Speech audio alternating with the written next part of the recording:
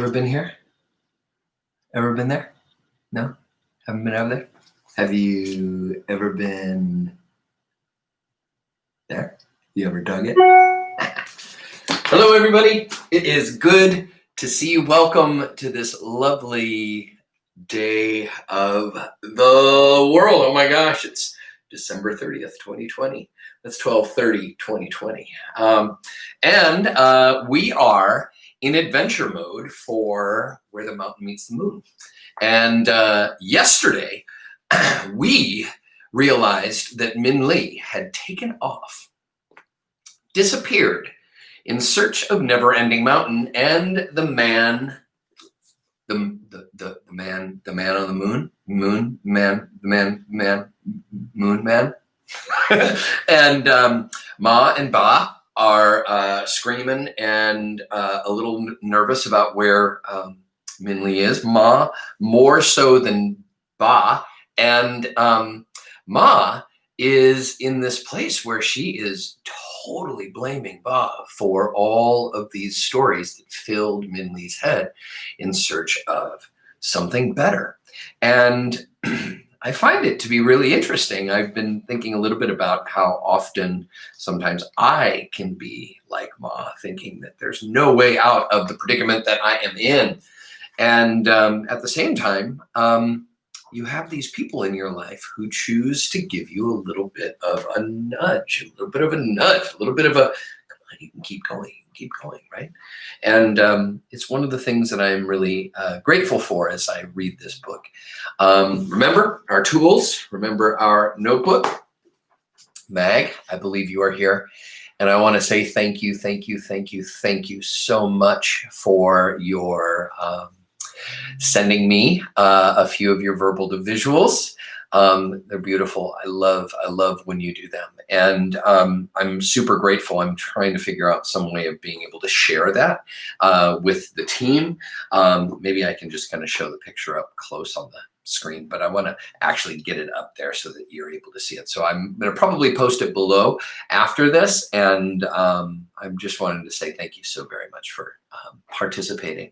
Remember, a verbal to visual is a simple task of just having a pencil in your hand while you listen. It is activating your visual senses, your ears, your hand, while you listen to somebody else read. Now, I know if I have my Kate and Anya here as well, happy almost New Year's, we're almost back together. I want to know that they are really interested in having the book in front of them. So like Kate always knows what page we're on.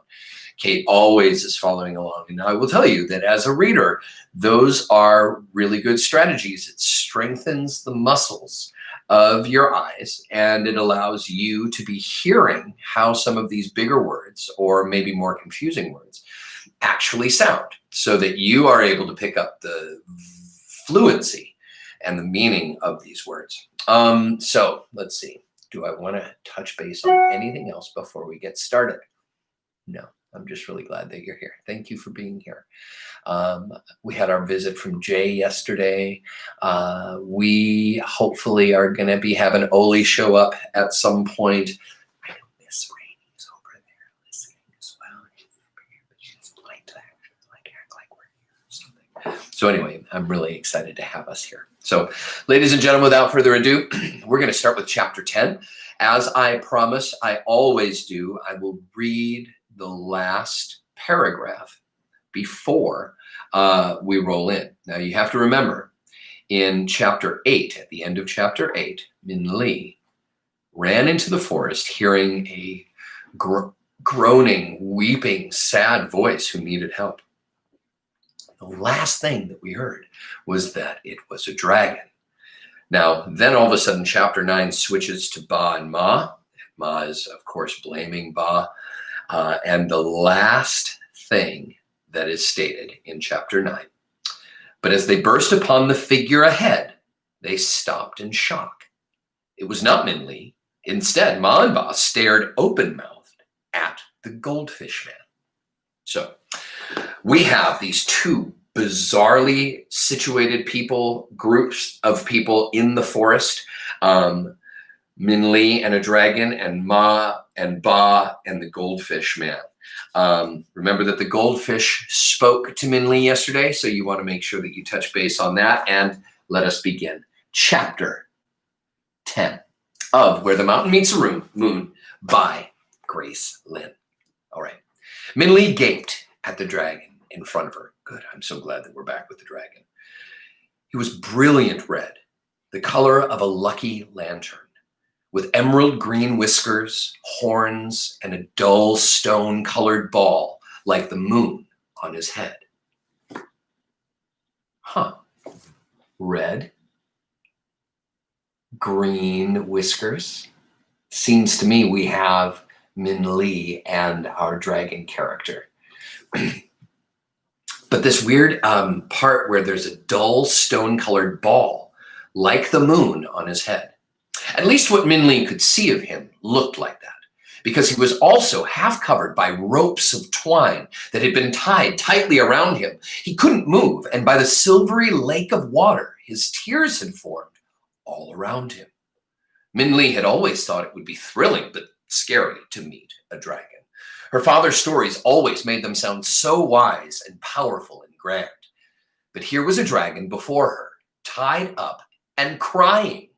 Min Li didn't feel awed by it at all. In fact, she felt rather sorry for it.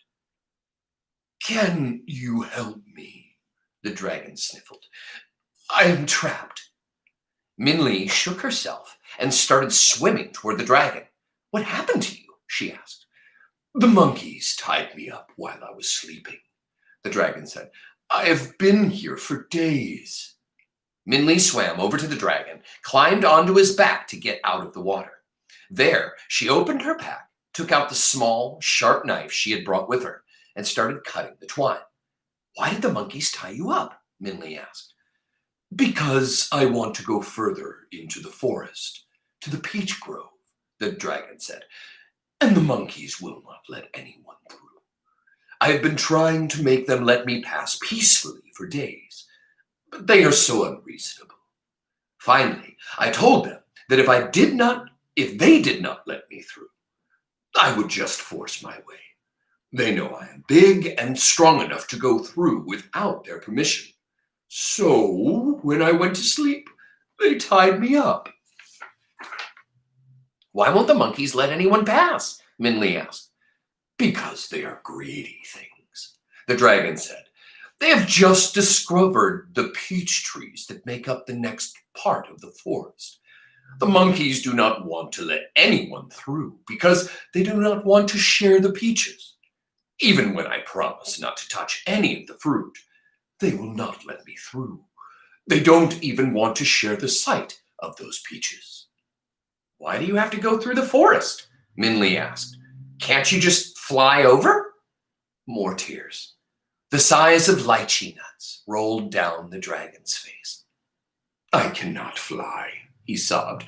"I do not know why all other dragons can fly, but I cannot. I wish I knew why." "Don't cry," Min Li said, patting the dragon, feeling more sorry for it than ever. "I am going to Never-Ending Mountain to see the old man of the moon and ask him how to change my family's fortune. You can come too and ask him how to fly." "You know where Never-Ending Mountain is?" the dragon asked. "I thought to see the old man of the moon was impossible. You must be very wise to know how to find him." "Not really," Min Li said. "I got the directions from a goldfish." Well, I guess if things can't get any stranger, we have an unflyable dragon who is bawling their eyes out. Hi, Jay. Good to see you. Hi, Mag. Good to see you. Thank you for a good smile. And we have Min Li, who is trying to get to Never-Ending Mountain. We have a set of very selfish monkeys, and we have a dragon who is drowning himself in his own tears. Totally bizarre. All right. Chapter 11.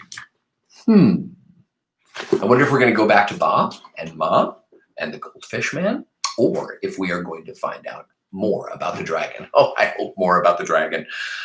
It took a long time for Min Li to cut all the twine that bound the dragon. For some nuts, she had to swim underwater and cut through the waving grasses. As she popped in and out of the water, cutting, she told the dragon all about her village, the goldfish, and how she had just started her journey. I'm Min Li, she said to the dragon. What's your name? Name? The dragon asked slowly. I do not think I have a name. Everyone has a name, Min Li said. When you were born, didn't someone give you a name? When I was born? The dragon asked, thinking hard. Yes, Min Li said, again thinking that this dragon was very different from any dragon she had ever heard about. What did they call you when you were born? The story of the dragon. When I was born, I remember two voices speaking. Master, said one voice, this is magnificent. The dragon is almost alive. And add more water to the inkstone, another voice said. This voice was near my head. I felt the warm air of his breath. And speak quietly. You will wake the dragon. I am sorry, master, the first voice said in a more subdued tone. It is only that this painting is most amazing, even for such a skilled artist as you. This dragon painting will bring great honor to the village when we present it to the magistrate. Magistrate? Are we talking about the same magistrate, the magistrate tiger?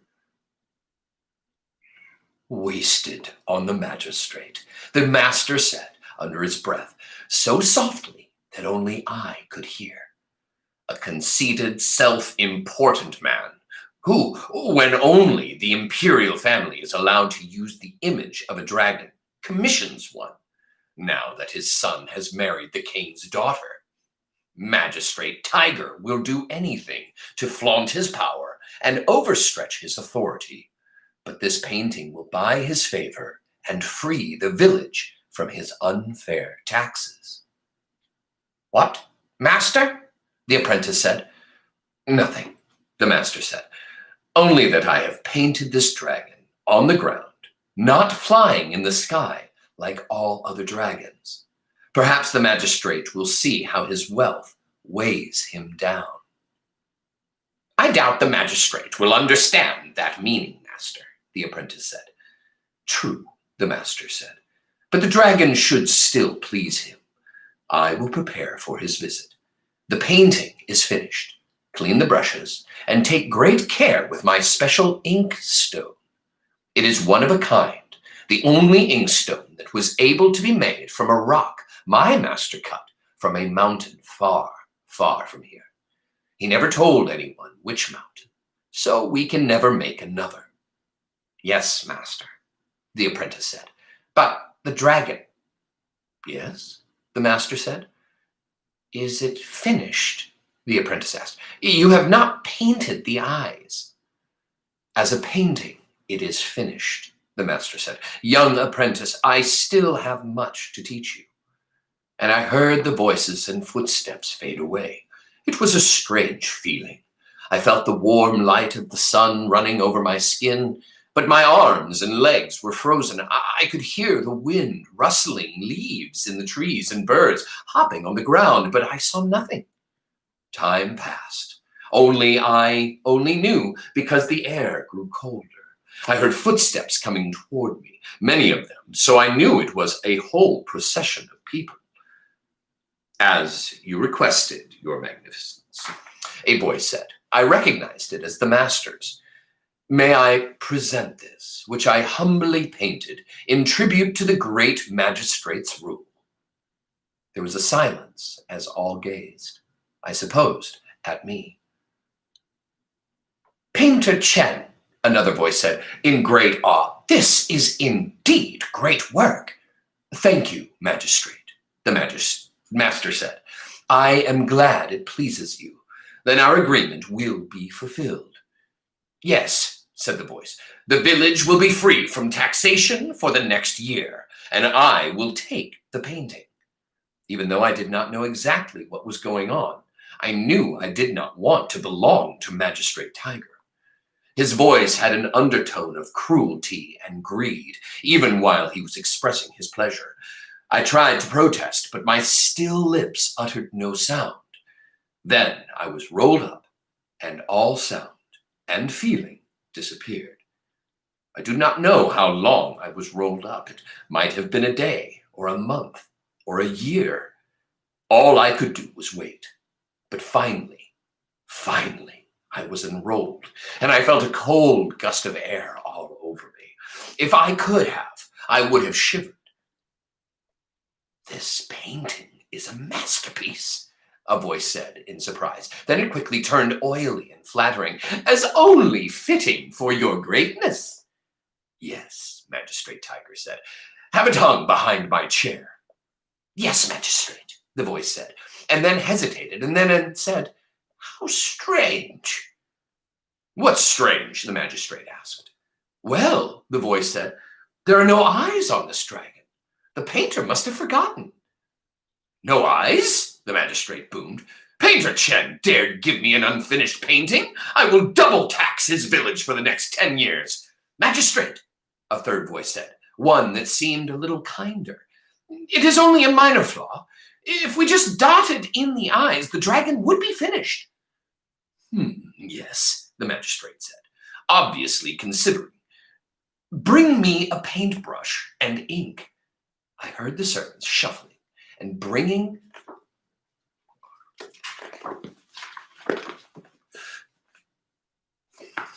"Put this in your head. Put that in your head. That must be Magistrate Tiger. Look at those beautiful robes. It reminds me of some places that we went and visited when we were in Vietnam. I'll have to share some of those pictures with you soon." "Bring me the paintbrush and ink." I felt the magistrate's hot, dry breath on my nose as he came close to me and felt the cold ink touch my eye. And suddenly, I could see. I saw the magistrate's fat face leering over me as he reached over and dotted in my other eye. As sight came into both my eyes, a warm feeling filled me, like drinking hot tea on a cold day. I felt strength come into my arms and hands and legs and feet, and my neck and head stretched for the first time. All the loud yells I had wanted to make now came rushing out of my mouth, and I gave a huge roar that made the magistrate fall over. "It has come alive!" I heard him gasp, and I heard the servants screaming, "Dragon! It has come alive, dragon!" I knew this was my chance to free myself from Magistrate Tiger. I jumped from where I was and rushed over everyone, knocking down desks and chairs and columns. I saw the blue sky and green leaves through a window, went toward it, and simply crashed through the wall to get through. As I left, the building was falling down, and all the people were yelling, "Dragon!" They screamed, "Dragon!" I knew I had to leave as soon as possible, so I ran as fast as I could into the forest and left them far, far, far away. I have lived in the forest since then. "So I think," the dragon said, "my name is Dragon, because that is what everyone called me." "Dragon," Minli repeated, and she tried not to smile. "Well, I guess it's a good enough name. It'll be easy for me to remember." The dragon nodded, pleased to have found himself a name. "So you were born from a painting," Minli said. "That explains why you're so different from the dragons my father told me about." "Your father knew other dragons?" the dragon asked eagerly. I had never seen another dragon. I always thought if I could fly, I would finally see one like me. Well, Minli said, I don't think my father ever knew any dragons. He just told stories about them. Most people think dragons are just in stories. You are the only dragon I've ever met." "Oh," the dragon said sadly, "and I'm not even a real dragon." All this time, Minli had been cutting the twine ropes. At that very moment, Minli cut the last rope and rubbed the dragon's arm. "You're the only dragon I've ever met in real life," she said, "and you feel real to me. So I think you are a real dragon. Or at least, real enough. Anyway, if we're going to Never-Ending Mountain together, Let's at least be real friends. Yes, Dragon agreed. They both smiled.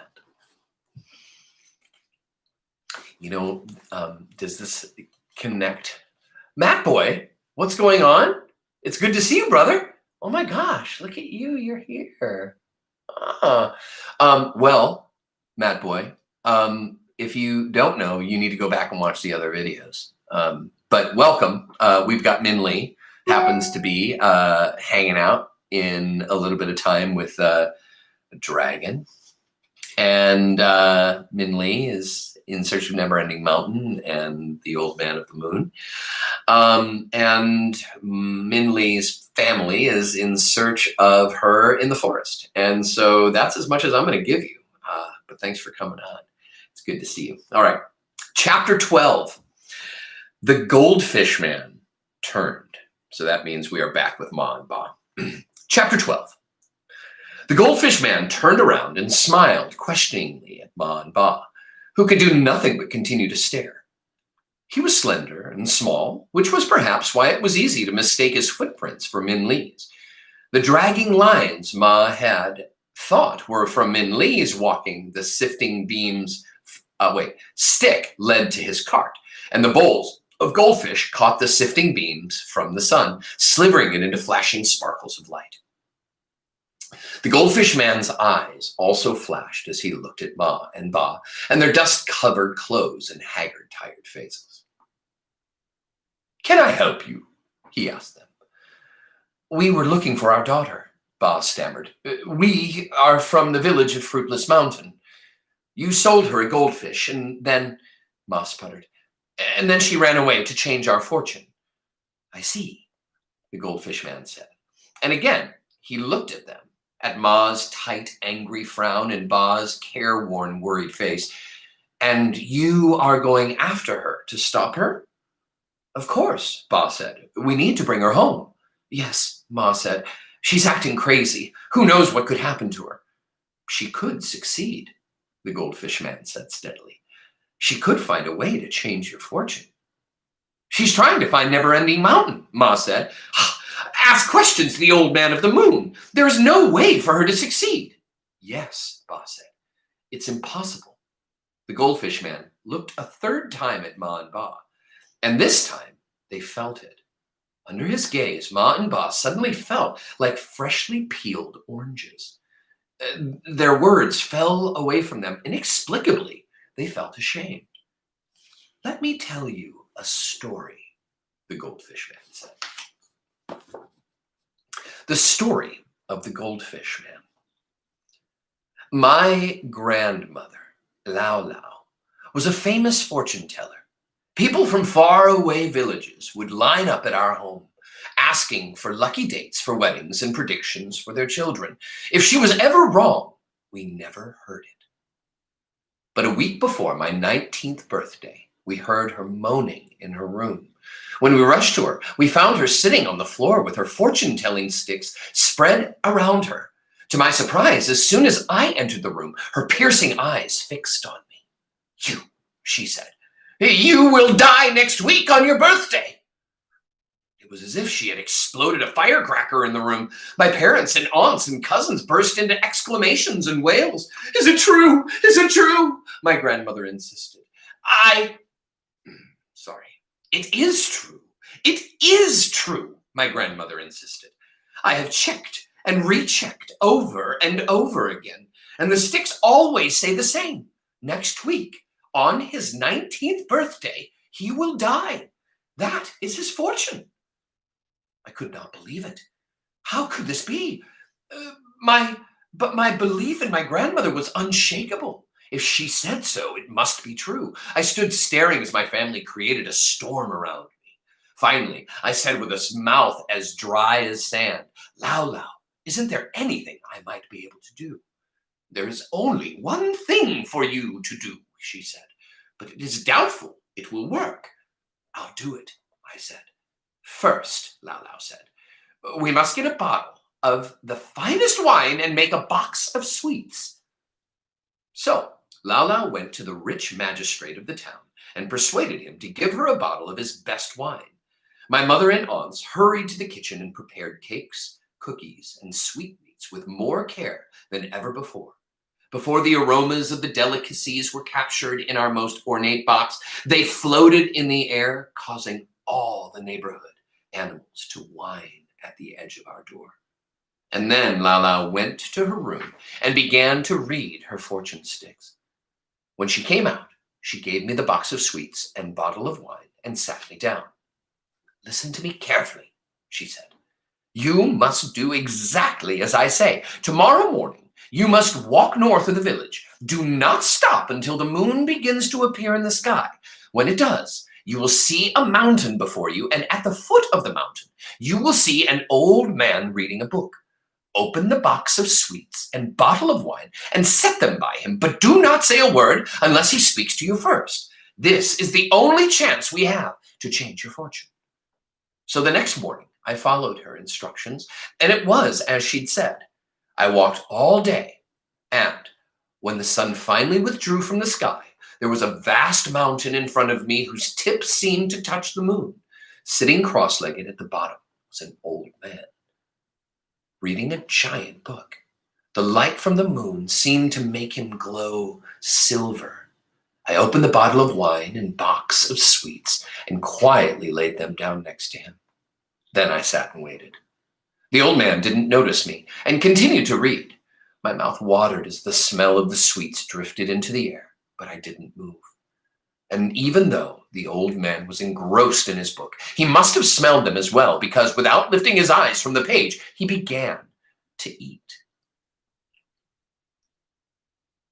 It was only when the bottle of wine was empty and he was getting the last cake that the old man lifted his head. He seemed surprised to see a half-eaten cake in his hand. "I've been eating someone's food," he said to himself. He looked up and saw me sitting nearby. "You, boy, was this your food?" "Yes," I said, and I came closer as he beckoned. "Well," he said to me, "what are you doing here?" I told the old man my story while he rubbed his beard. When I finished, he said nothing but began to turn pages in his book. Finally, he nodded. "Yes, it's true," the old man said. "You are to live only 19 years. And he turned the book toward me, and in the moonlight, I read my name on the page. Next to my name was the number 19. Did your brain just start wondering what number is next to your name? Me too.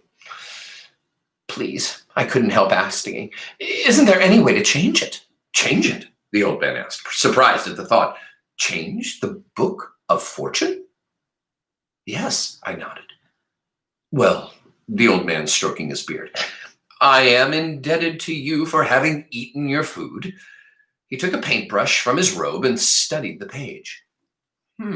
He said to himself, "Maybe if, perhaps, yes, this is how it could be done." And with a simple flick from his brush, he changed the 19 to 99. I got to get together with this guy. "Good," he said to me. "You now have many more years of life. Live them well." Then he closed his book, stood up, and began to walk up the mountain, leaving me staring behind him. I sat there until he disappeared from sight and then turned around and went home. The next week, on my birthday, there was a terrible typhoon. The wind howled as it had never howled before, and a tree fell right on top of the roof at our house and crashed into my room, narrowly missing me. If it had fallen just a bit more to one side, I would have been dead. But as I climbed out of the ruins of my room, I saw my grandmother's eyes staring into mine. Silently, she nodded. She did not need words to tell me what had just happened. I knew my fortune had changed. "But for Min Lee to try to do that is different," Ba started. "She's trying to find Never-Ending Mountain, ask a question. She's just a small girl."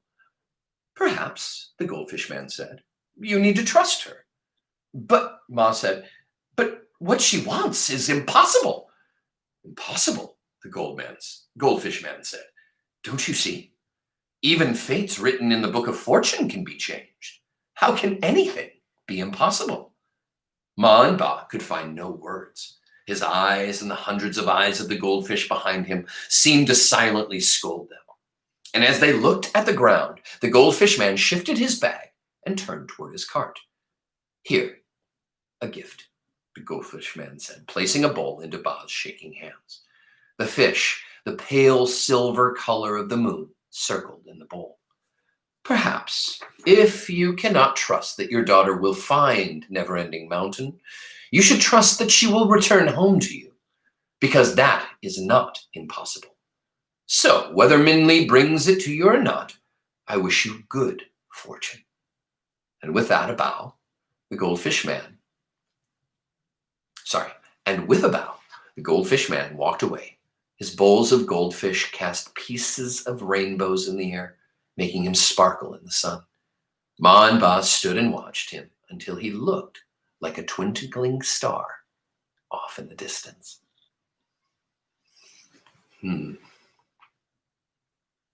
Nothing's impossible. Kind of like that. Kind of like hearing a story from somebody who was perfect for Ma and Ba to hear it from. What will they do? Where will they go? What are they going to do? Now, we have a dragon and a girl. The dragon is now untied. But there's this infamous concept of selfish monkeys and peaches. We have Ma and Ba, who have just heard a great story. What will they choose to do? Will they let Minli go? Will they ask her to continue hunting for her? Or will they wait for her at home and trust that she'll come home when that is time for her to go? It's been 32 minutes, and as promised, what I'm going to do is I'm going to leave us here. I will tell you that the first 5 words of the next chapter are, after cutting the dragon free, that's chapter 13. I'm going to share with you that nothing is impossible. I can't believe that tomorrow is the last day of 2020. I'm really grateful that I have this time with you. I have this opportunity to be together, even in the strangest of strange times. It's been really helpful to me. And it's been a commitment, which I think is really important. So thank you for being present. And thank you for sharing your time with me. Thanks for letting me have a place to read a great book and not just do it alone. I think sometimes we just need to read together. And so thank you to everybody who's been here. Thank you so much for being present. Thank you to everybody else who watches at different times. And thanks for supporting this. Remember, it's totally worth it. You're totally worth it. And I'll look forward to being with you soon, okay? So tomorrow, it is New Year's Eve. And I'm going to do this at 3 o'clock tomorrow. And then we'll probably on New Year's Day, probably do it at 11 o'clock, just so that we can kind of get that going. And then all of a sudden our week is over. So we'll talk to you soon, okay? Come back and hang out with monkeys and peaches and dragons and girls and this guy. I hope you have a great day. I love you. Now get out of here and go and do something amazing with yourself. Adios, amigas.